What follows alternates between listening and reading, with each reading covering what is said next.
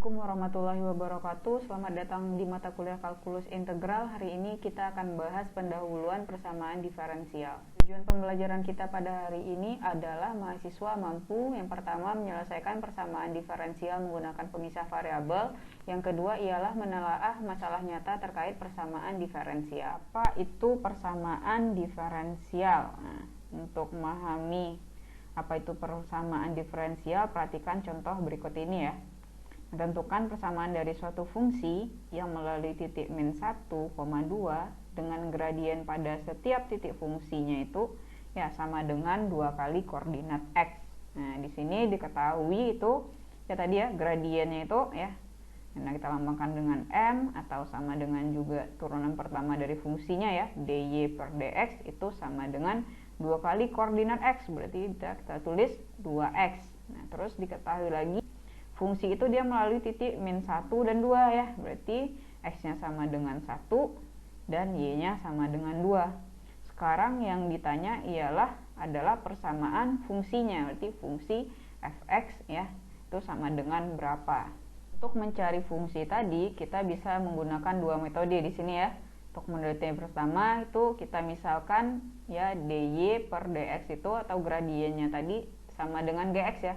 Nah, maka kita bisa mengatakan y itu merupakan anti turunan dari gx, sehingga kita bisa nulisnya seperti ini.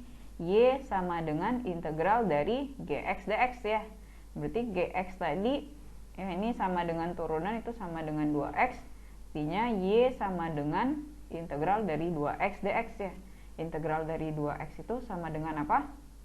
Ya, x kuadrat ya. Berarti jadinya x kuadrat ditambah dengan c. Nah, untuk metode yang kedua itu ya kita bisa perhatikan ini dy per dx itu kan sama dengan 2x tadi kan ya, gradiennya itu sama dengan 2x.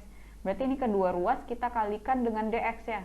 Ini kita kalikan dengan dx, jadinya dy akan sama dengan 2x dx. Selanjutnya kedua ruas kita integralkan ya, kita lakukan integral. Jadi integral dari dy ya, kalau tidak ditulis berarti ini angka 1 ya. Nah, sesuai dengan teoremanya kalau integral dari 1 itu kan sama dengan variabelnya, berarti sama dengan y ya. Jadi y ditambah c1 akan sama dengan dari 2x itu x kuadrat ditambah dengan c2. Nah, berarti di sini kita sederhanakan y sama dengan x kuadrat ditambah c2 dikurang c1 ya. Di c2 dan c1 ini adalah konstanta, kalau kita kurangi ya untuk lebih sederhana kita tulisnya c aja. Jadi persamaan kita itu jadinya sama dengan y sama dengan x kuadrat ditambah c. Nah, langkah selanjutnya yaitu kita mencari nilai konstanta ya dari persamaan y sama dengan x kuadrat ditambah c ya dengan memanfaatkan titiknya melalui min 1 dan 2. Nah, di sini ya kita substitusikan x-nya itu adalah sama dengan min 1 dan y-nya sama dengan min 2. Kita substitusikan ke sini ya. Berarti y-nya 2, x-nya min 1 dikuadratkan ditambah c. Nah, berarti c itu akan sama dengan ya, berarti 2 dikurangi 1. Berarti c-nya sama dengan 1, sehingga kita memperoleh persamaan fungsinya adalah y sama dengan x kuadrat ditambah 1. Nah, seperti itu ya.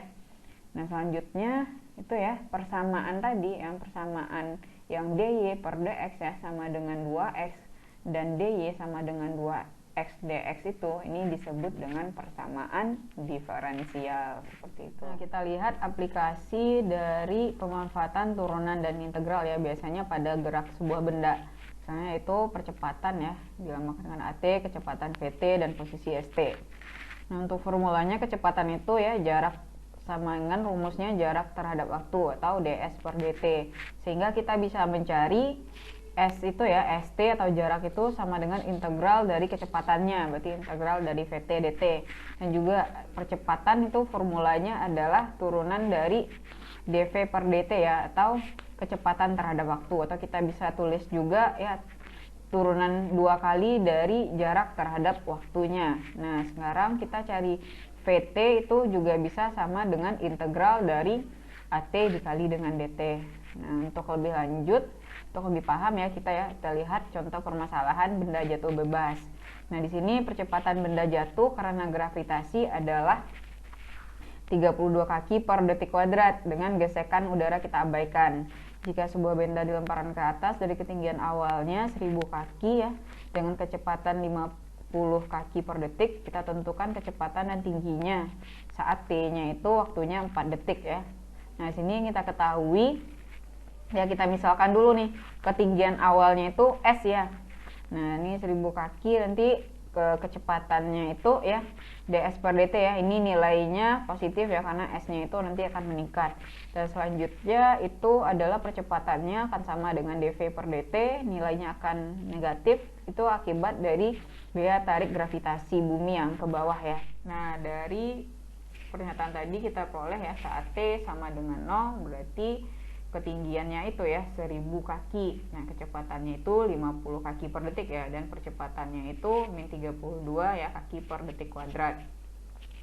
Nah, yang ditanya di soal adalah kita mau cari V dan S ya, kecepatan dan posisi saat T sama dengan 4. Nah, kita udah punya nih dV per dt itu min 32 ya, tahu percepatannya min 32. Kita bisa mencari kecepatan ya dengan formula tadi. Berarti kecepatan itu akan sama dengan integral dari percepatannya ya. Berarti integral dari min 32 dt. Nah, ini integral dari min 32 dt itu akan sama dengan min 32 t ditambah c. Nah, sekarang kita udah memperoleh V itu sama dengan min 32 t ditambah c. Nah, dari soal yang diketahui itu ya, V-nya 50 ya saat t-nya sama dengan 0. Berarti kita bisa mencari nilai si c ya. Nah, ini kita ya, karena V sama dengan 50 pada saat T sama dengan 0, maka ya V nya itu kan sama dengan min 32T ditambah C. Kita substitusikan nih V 50 sini ya, T nya saat T sama dengan 0 masukkan ke sini, min 32 dikali dengan 0, berarti 50 sama dengan min 32 dikali 0 ditambah dengan C. Otomatis kita peroleh ya, min 32 dikali 0 itu kan 0 ya, berarti C nya kita peroleh 50 ya. Berarti kita mendapatkan persamaan kecepatan itu dia akan sama dengan min 32T ditambah dengan 50. Nah, seperti itu. Sekarang kita mau cari lagi nih nilai fungsi dari si posisinya itu bagaimana. Nah, kita pandang dulu nih, kita lihat, kita tahu bahwa kecepatan itu sama dengan ds per dt ya. Jadi ds per dt itu dia akan sama ya, ini kecepatan ya, min 32 T ditambah 50 nih. Nah, ini kita udah dapat kan. Nah, kecepatan itu kan sama dengan ds per dt ya. Berarti ds per dt sama dengan V. V-nya udah ada kan, berarti sama dengan min 32 T ditambah dengan 50. Berarti kita bisa mencari S ya. S merupakan integral dari kecepatan. Nah, ini S sama dengan integral dari kecepatan ya. Jadi kita langsung cari aja, berarti integral dari min 32 T adalah ya min 16 T kuadrat. Dan integral dari 50 adalah 50T. Berarti S-nya itu sama dengan min 16T kuadrat ditambah 50 ditambah dengan K di sini ya. Di sini kita kasih konstanta itu kita lambangkan dengan K ya. Nah, sekarang kita mau cari nih nilai si K berapa gitu kan. Nah, kita ketahui tadi saat T sama dengan 0 ya, posisinya itu S-nya itu 1000. Nah, kita substitusikan, berarti saat T sama dengan 1000 ya di sini ya.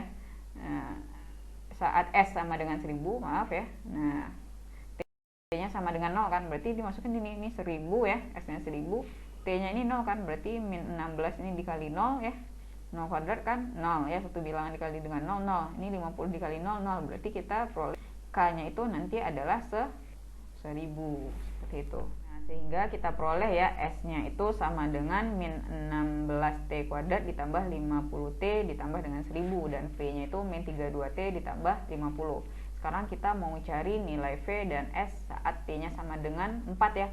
Jadi kita substitusikan aja nih, T sama dengan 4 ke persamaan S dan V ya. Berarti V-nya ini di sini ya, min 32 dikali 4 ditambah 50 itu akan sama min 78 kaki per detik ya. Berarti kecepatannya itu sama dengan min 78 kaki per detik saat T sama dengan 4. Nah, sekarang S-nya lagi saat S sama dengan 4, berarti ya berapa posisi kita itu, berarti min 16 dikali 4 kuadrat ya, ditambah 50 dikali 4 ditambah dengan 1000, berarti akan sama dengan ya, ini udah dilakukan proses penjumlahan, berarti dapatnya 944 kaki. Jadi posisi kita ya, posisi benda itu saat T-nya sama dengan 4 adalah 944 kaki.